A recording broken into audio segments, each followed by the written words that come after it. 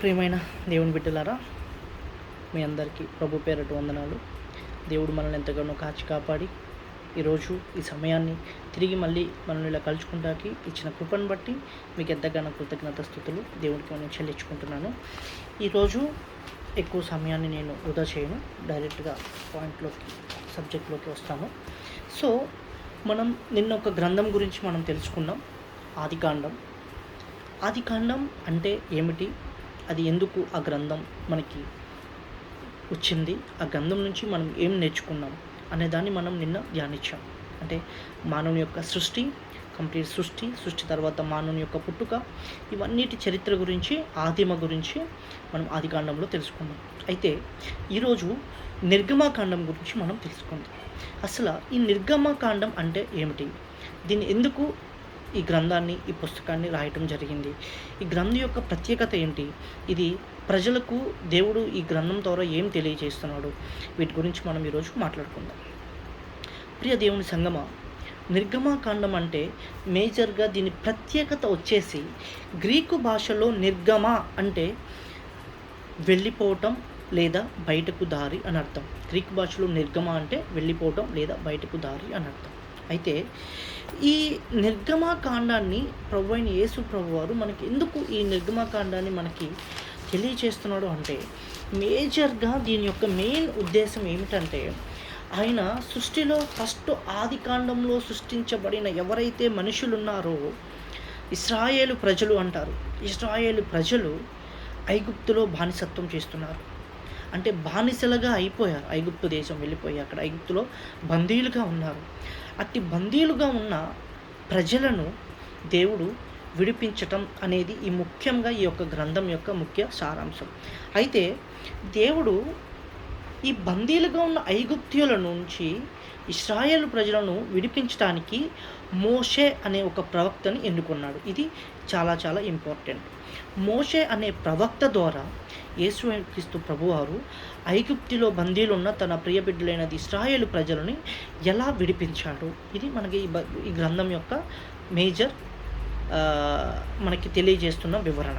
అంటే ఈ గ్రంథంలో మోషే ప్రవక్త ఎలా దేవుని బిడ్డలైన ఐగుప్తులో బంధించబడిన ఇశ్రాయేలు ప్రజలను విడిపించాడు, వారికి ఎటువంటి అవసరాలు, ఎటువంటి క్రియలు, ఏమేమి జరిగినాయి ఈ విడిపించే కార్యక్రమంలో అనే దాని గురించి మనం తెలుసుకుంటే, ఈ నిర్గమాకాండం అనే గ్రంథం మొత్తం 40 అధ్యాయాల వరకు మనం చూడగలుగుతాం.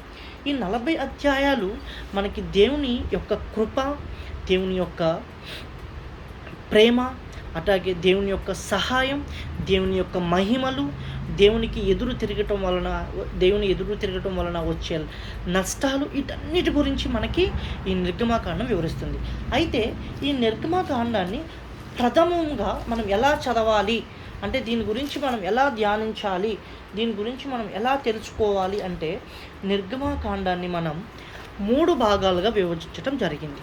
ఓకే, 3 భాగాలకు విభజించడం జరిగింది. మొదటి భాగం మోషే ప్రజలను ఐగుప్తు నుంచి నడిపించటం. ఇది ఫస్ట్ భాగం.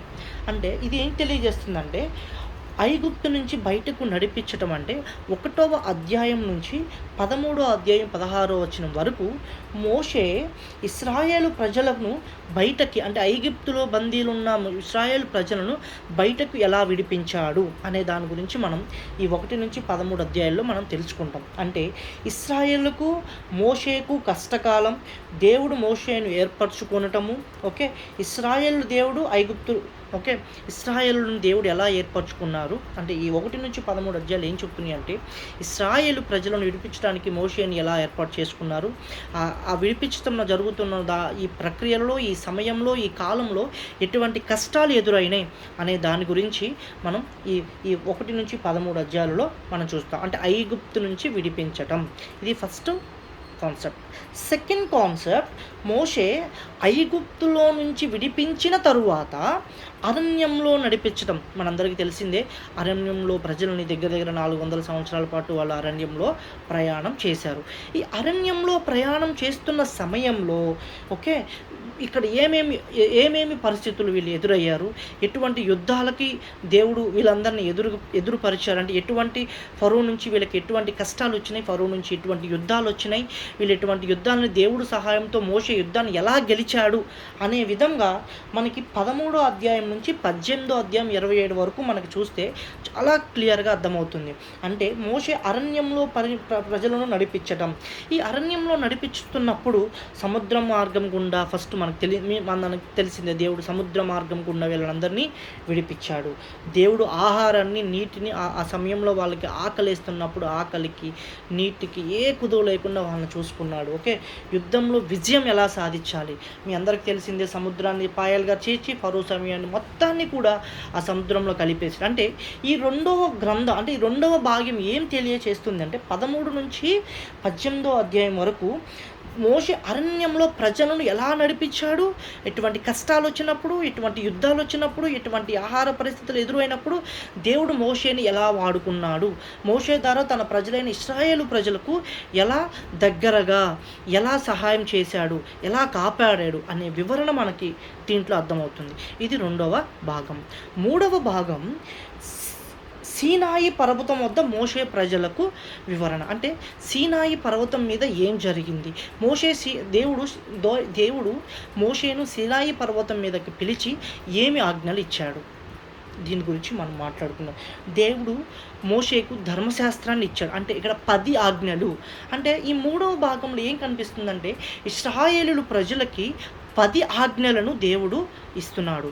ఈ 10 ఆజ్ఞలు దేవుని యందు భయభక్తులు ఎలా కలిగి ఉండాలి, దేవుని విధి విధానాలు మనం ఎలా పాటించాలి, దేవుని కొరకు మనం ఎలా బతకాలి, ఆయనకి నచ్చని పనులు ఏమున్నాయి, వ్యభిచారం చేయకూడదు, దొంగతనం చేయకూడదు, నింద చేయకూడదు, ఇలా దేవుడు మనకి ఏదైతే 10 ఆజ్ఞలు ఇచ్చాడు, నేను తప్ప వేరే రాతిని కానీ దేన్ని కూడా మొక్కకూడదు అని అంటున్నాడు. సో ఇట్లా 10 ఆజ్ఞల గురించి, దేవుడి యొక్క మహిమలను, సూచనలు, ఇవన్నీ కూడా దేవుడు మనకి ఈ మూడవ గ్రంథం నుంచి మనకి తెలుసుకుంటున్నాం అన్నమాట. ఈ ఇశ్రాయేలు ప్రజలు ఒకసారి దేవుడికి ఎదురు తిరిగినప్పుడు వాళ్ళని ఎలా క్షమించాడు, వీటన్నిటి గురించి ఈ గ్రంథంలో మనం తెలుసుకుంటాం. అంటే నిర్గమకాండని ప్రప్రథమంగా 3 భాగాలుగా వివరించారు. ఒకటి వచ్చేసి ఐగుప్తులో బందీలుగా ఉన్న ఇశ్రాయేలు ప్రజలని విడిపించటము. సెకండ్, ఐగుప్తు నుంచి విడిపించి అరణ్యంలో నడుపుతున్నప్పుడు ఎదురైన పరిస్థితులను గురించి వివరించటము. 3, సీనాయి పర్వతం మీద మోషేకు ధర్మశాస్త్రము గురించి దేవుడు వివరించి తన ప్రజలను ఎలా దేవుని వైపు మార్చుకోవాలి, ఎలా దేవుని వైపు తట్టు తిరగాలి, ఎలా దేవుని కోసం బ్రతకాలి, ఆయనకి ఇష్టలుగా ఎలా బ్రతకాలి, వీటన్నిటి గురించి ఈ గ్రంథం మనకు వివరణ తెలియజేస్తుంది. ప్రియమైన దేవుని బిడ్డలారా, నేను చెప్పినట్టు ఒకసారి ఈ బైబిల్ గ్రంథాన్ని చదవండి, ఈ బైబిల్ని ధ్యానించండి, దీని గురించి మీకు అర్థమవుతుంది, ఇంకా మీరు బాగా అర్థం చేసుకుంటారు. దీని గురించి దేవుడు నాకు ఇచ్చిన జ్ఞానాన్ని మీతో నేను పంచుకుంటున్నాను. అలాగే మీరు కూడా ఇలా చదివి మీ చుట్టుపక్కల ఉన్న వారందరికీ కూడా దేవుని యొక్క మహిమని, దేవుని యొక్క కృపని, దేవుని యొక్క ఏదైతే ప్రేమ అనేది చూపిస్తున్నాడో ఇవన్నీ కూడా మన సంఘాలలో, మన చుట్టుపక్కల, మన ఇళ్లలో కూడా, కుటుంబ ప్రార్థనలో కానీ, కుటుంబంలో కానీ మీ అందరికీ దేవుడి గురించి తెలియాలని చెప్పి తెలియజేయమని మనస్ఫూర్తిగా కోరుకుంటున్నాను. మీకు ఎవరికైనా సరే ప్రార్థన రిక్వెస్ట్ అయితే ఉన్నట్లయితే మీ అనుదిన ప్రార్థన గురించి నాకు ఒకసారి చెప్పండి. మీ అవసరాలు ఏమున్నప్పటికీ కూడా నేను మీకోసం ప్రార్థించడానికి దేవుని పట్ల సిద్ధంగా ఉన్నాను. ఇలాంటి మంచి మంచి వీడియోస్ మీకు, ఇంకా ఇలాంటి జ్ఞానాన్ని, దేవుని యొక్క బైబిల్ జ్ఞానాన్ని మీకు షేర్ చేయాలనుకుంటున్నాను. ఓకే, సో నా ఛానల్ని సబ్స్క్రైబ్ చేసుకుంటే ఇంకా మంచి మంచి వీడియోస్ మీ అందరికీ దేవుని నామంలో ఇవన్నీ మీకు మంచి జ్ఞానాన్ని, దేవుడిచ్చిన జ్ఞానాన్ని మీకు పంచాలని అనుకుంటున్నాను. God bless you.